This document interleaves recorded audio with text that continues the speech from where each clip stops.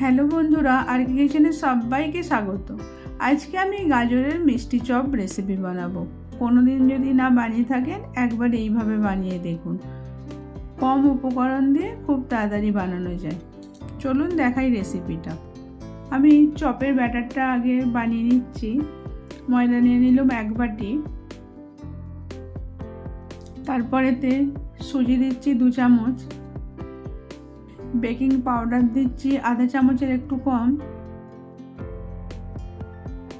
চিনি 2.5 চামচ। এবার সব মিক্স করে নিয়ে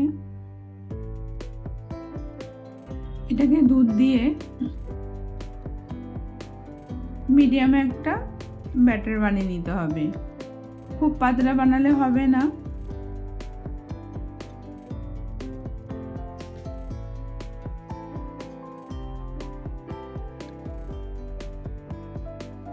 এটাকে ভালো করে ফেটিয়ে নিতে হবে।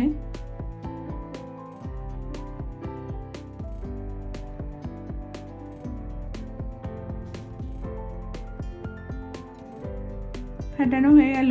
এবার আমি এটা সাইডে রেখে দিচ্ছি। এবার আমি গাজরটা বানিয়েছিলাম 2 চামচ ঘি, দেশি ঘি, 250 গ্রাম গাজর আর দুধ দিয়ে, কিশমিশ, কাজু আর মাওয়া দিয়ে এটাকে একটা মিষ্টি বানিয়ে নিয়েছি। এবার ঠান্ডা করে আমি ফ্রিজে রেখে দিয়েছিলাম 2 ঘন্টা।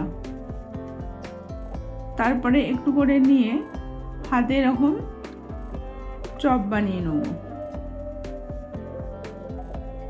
এইভাবে গোল গোল করে চপটা বানিয়ে নিতে হবে।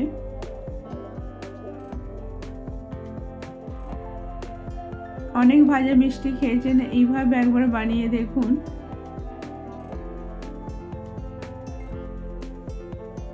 তারপর তেল বসিয়ে রেখেছিলাম। তেলটা একটু গরম হয়ে গেলে এবার ব্যাটারেতে চপগুলো দিয়ে এইভাবে ভেজে নেব।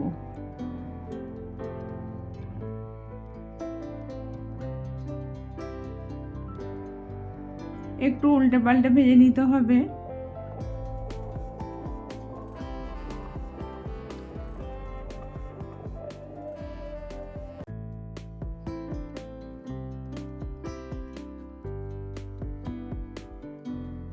একটু ব্রাউন হয়ে গেলে তারপরে তুলে নিতে হবে। এইভাবে আমি তুলে নিচ্ছি। সবগুলোকে আমি এইভাবে বানিয়ে নেব।